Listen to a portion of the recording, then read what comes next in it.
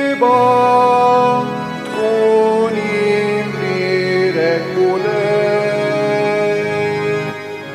imbirek mulej għal dejjem u imbirek li sem qaddis tiegħek. Alleluja,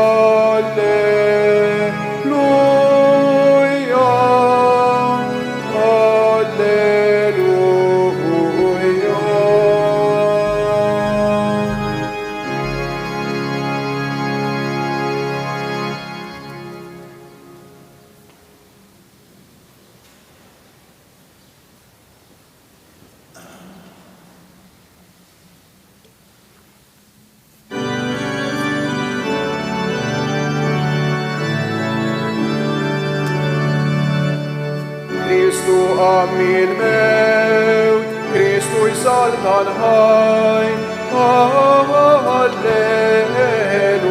Alleluja. Kristu għamil mewt, Kristu jisal tal-ħaj, Alleluja.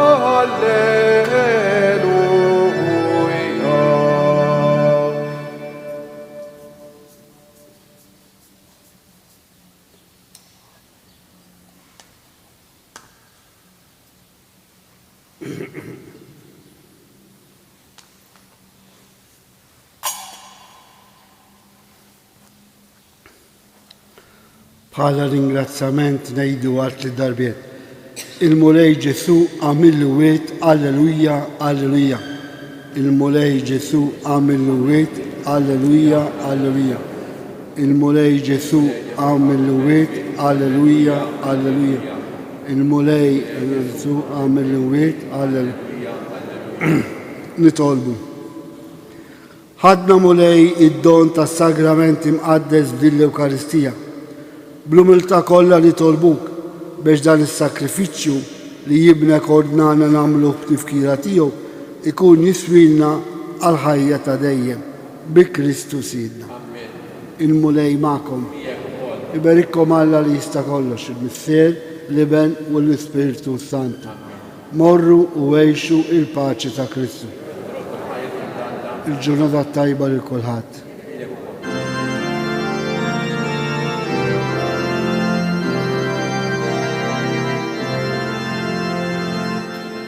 Maria jifraħu